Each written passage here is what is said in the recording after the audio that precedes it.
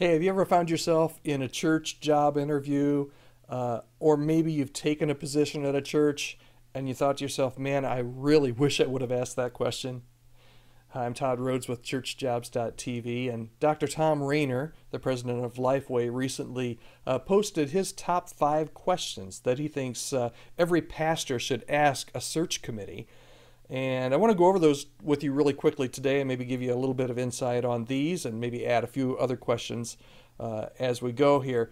But Dr. Rainer makes some great points. There are so many questions that you could ask, but these questions are really, really good at getting behind, some of the maybe the church health issues or conflicts or power brokers or power struggles that you might find in some churches. So these are really good. Now, Dr. Rainer writes these questions, I think, mostly for senior pastors, lead pastors when they're going in to an interview. But I think these are also great questions and can be changed up just a little bit. If you're a worship pastor or a student ministries pastor or a campus pastor going in for a position. So let's look at those questions.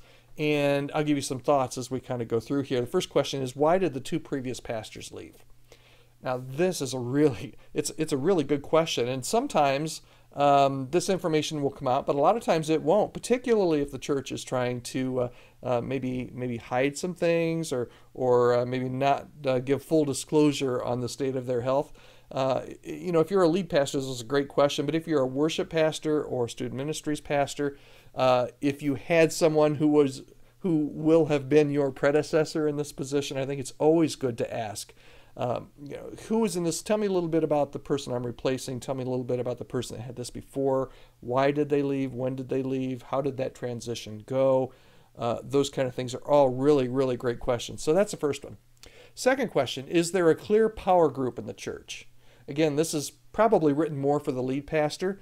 But if you're a worship pastor or a student ministries pastor, you still have a whole group of volunteers that you need to work with. And it's still a good question. Really the bottom line of this question, without asking it, is how well, if I take this position, am I going to be able to lead? Am I going to be able to lead, or am I going to have to follow other people who, while they might not hold the position, feel like they're in control? Again, this can just really help you figure out some control issues before, if you ask it directly. Again, the question, is there any clear power group in the ministry or in the church that I'll have to deal with beginning with day one? Third question.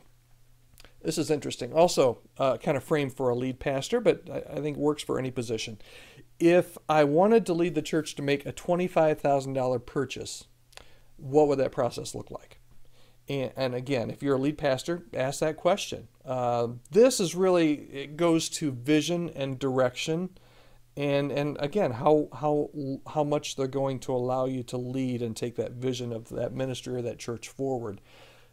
If it will also let you know their protocol and a little bit more about their governance. If it's a small group of people that you have to go in front of to make this sell or this ask, that's one thing. If it's a myriad of boards and committees, that's something else to consider. So just asking that simple question can kind of help you cut through how many layers am I going to have to go through really to implement the vision that I think God might be giving me for this church once I get here.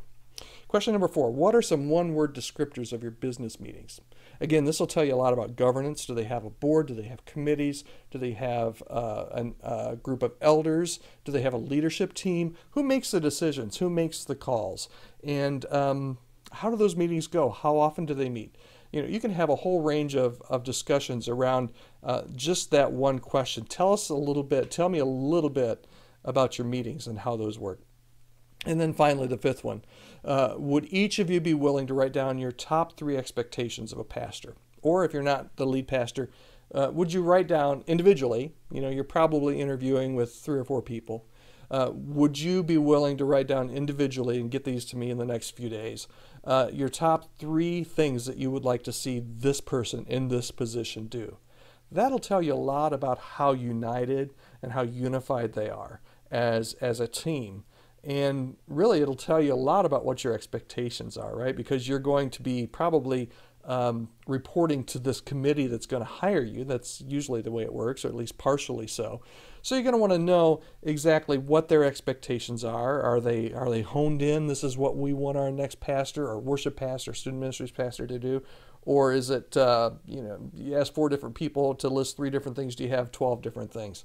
Those are really, really important decisions that you need to know about, or important ideas that you need to know about as you're considering accepting a job. If you accept a job and you haven't asked this question, you're going to have to deal with what you've got, unfortunately.